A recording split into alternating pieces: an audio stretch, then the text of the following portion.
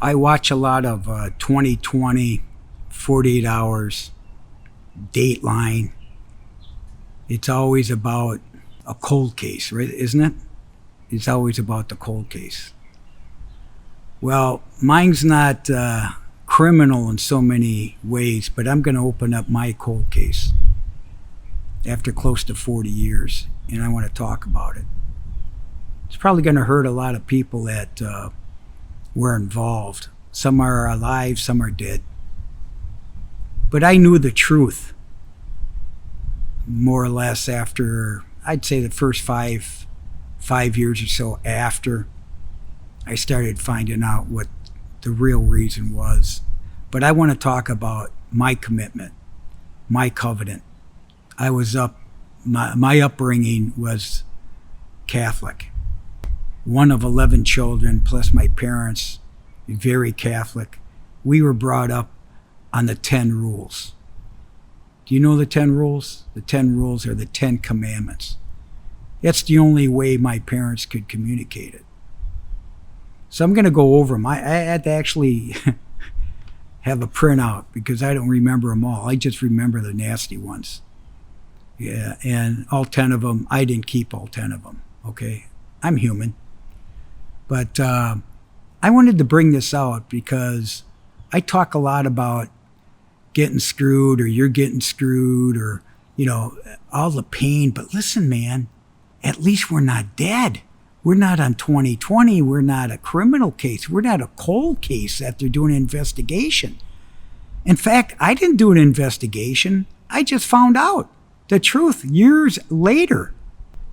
But you have to still go through the pain. So let's start out with the 10 commandments. Number 1, I am the Lord your God. You shall not have strange gods before me. Now think about that. When I was a kid learning the catechism, a strange god, what was a strange god? Was that an idol? Was it, a hero of some sort? Was it, whatever, was it heroin? Was it drugs? What was it? Okay.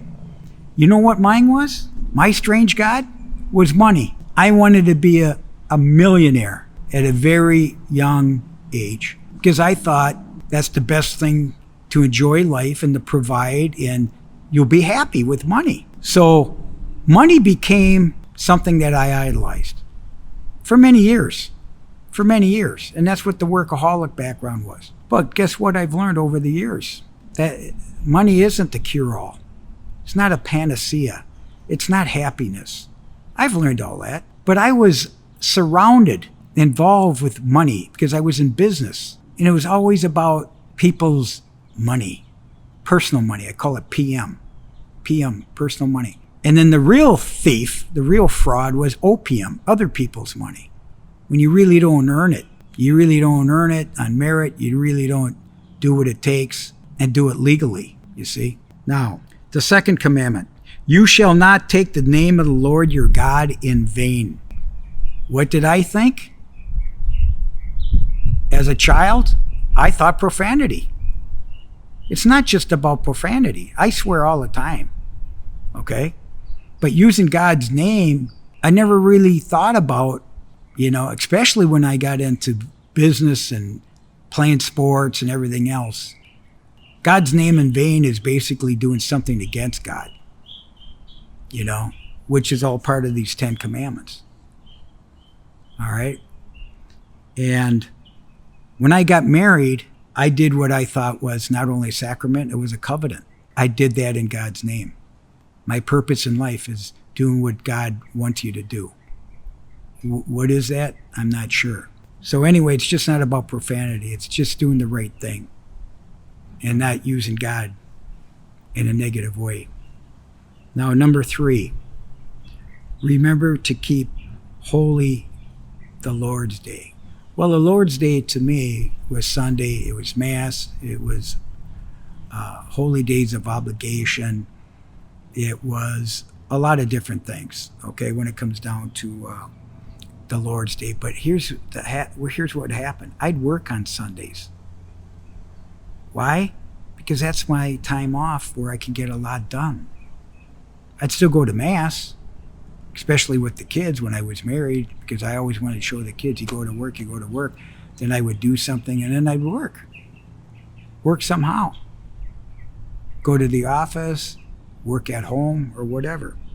So I never really got into not working 7 days a week, 12, 16 hours a day. Number 4, honor your father and your mother. I was pretty good at that. In fact, very good. My father will be 100. My mother passed away at 94. I always believed I was a good son. You know, I wasn't disrespectful. If I was disrespectful, it was more towards my brothers and sisters. And we would fight and all this other stuff. Always take position. Who was the alpha male of the 8 boys, you know? So, but not only honoring your mother and your father, I would respect my grandparents because I saw my parents respect their parents. And my grandparents were immigrants. My parents were first generation, so there's always a high respect for your mother and your father, okay? Number 5, you shall not kill. Do not hurt yourself or others. Now, you would think that's murder. It's deeper than murder. It could be manipulation. It could be being unkind to somebody or demeaning or bullying. I mean, there's a lot of different hurts. Betrayal, you know, wishing somebody was dead, all that. You know what I mean? So it's deeper than just these words, okay? Number 6, you shall not commit adultery. Now think about number 6. You shall not commit adultery. You know we're talking about divorce. You know we're talking about the 10 Commandments in the Catholic Church. Every religion, every moral compass has some type of belief about cheating and adultery. And later on it was adultery is not just sexual, it's emotional. There's a lot to it. I agree. But when it happens to you, when you're married to someone that you believe loves you and has the same moral compass and value and ethics as you, it's a fucking killer, man. It's a killer. That's the ultimate betrayal. And when there's adultery and then there's a murder compounded, that's why I'm not on 20/20 right now. But if it happens to you, I can admit I've never been an adulteress, whatever you want to call them. Not while I was married. And I've been married 24 years combined, 2 different wives. Never committed adultery. I did not see adultery in our family for generations that we know of, that I know of. On my spouses, that was a red flag. It was accepted in their families on both sides. My first wife, my second wife, I know there was commotion about cheating and how it happened and forgiveness. Can you really forgive that? I don't know how people do it. If they do they ever forgive? I don't know. So, as I mentioned before, these 10 commandments were our rules. So when I was going through my divorce, especially the first one, by the time I went to trial, I knew which 10 commandments were broken. So it wasn't as bad when I realized there was an adultery or there was emotional relationship or there was a threat of hurting me in so many different ways. It happens. And so what I'm trying to do on my YouTube is, hey guys and women, it happens. We know, and it's happening more and more. When they say 50% to 80% of people go divorce, they don't talk about the betrayal and the adultery and the cheating and the malice and the intimacy issues and the lies, all that shit. Number 7, you shall not steal. You shall not steal. Now, what does that mean? When you think of stealing, when I was a kid, I would feel guilty if I saw a dime on the floor at a store on the ground. I remember how I would pick it up and put it on the counter, which wasn't mine. That dime wasn't mine. I put it on the counter and I would look at the person, and I expected either they'd give me something or they'd say thank you. But the feeling of returning it, of saying, man, you're an honest person, that is a beautiful thing. Now, when we go through divorce, you know there's lies and stealing. We know that because there's fear.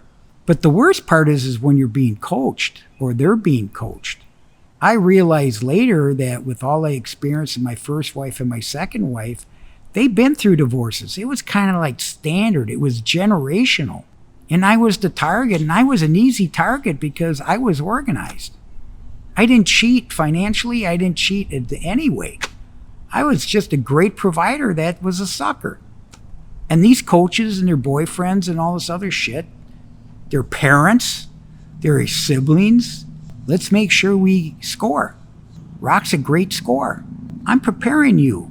I'm preparing you that after my cold case of 40 years after the first marriage, it's all coming out, and it's going to hurt my kids. This video is going to hurt my kids because they're going to know the truth. Their mother already knows the truth. My second wife, we have no children, so I don't think their parents know the truth except that Rock was James Bond. What are you, stupid? What couldn't you do to satisfy this guy? Okay. And by the way, I married Catholic women. That was one of my criteria, that we shared the same religion. And by the way, especially the first one, out the door. Well, because when you commit adultery, you're against the church. You're thrown out. But I got an annulment. And when you get an annulment through the Catholic Church, both parties get the annulment. So you could remarry. In other words, your marriage didn't really count in the Catholic Church. Yeah, it did in the state, but the state don't give a shit. It's no fault. You can fuck as many guys. You can fuck the judge and still get what you're going to get. And what's the percentages of alimony and so on for the woman in the world? High percentage. High percentage. Number 8, you shall not bear false witness against your neighbor. What do you think? Besides your neighbor, what about your spouse? In trial, at depositions, and affidavits, hurting you so fucking bad, the provider, the golden goose, the golden egg for another guy that probably doesn't even have a job. That's part of the score, is the other guy. And think about it. It's not just about your spouse cheating. It's about the other party. And the other party, by the way, in my knowledge, was married with 3 children. And he had multiple girlfriends and mistresses besides a wife. And then she found out after. Yeah, she picked the wrong horse. I'm the one that benefited from this. 40 years fast forward, go, holy shit, man. Now I could talk about the 10 Commandments. Not that I'm righteous and I'm duty-free and deed-free and I'm going to heaven. No, I don't know. I'm just having something to say. I'm going to say it. It makes me feel good. It's therapeutic. And I'm just exposing the truth. Because people still lie after 40 years. Look at 2020. Look at 48 Hours. Look at Dateline. It's all happening. These people are going to jail. They're getting hung and shit. In divorce, you don't get hung. Can you get killed? You're fucking right, you can get killed. It happens all the time. Thank God I got a religion, and thank God I'm not a fighter. Thank God that God gave me the wherewithal and the skill set to do what I had to do, which is raise my kids and pay my duty.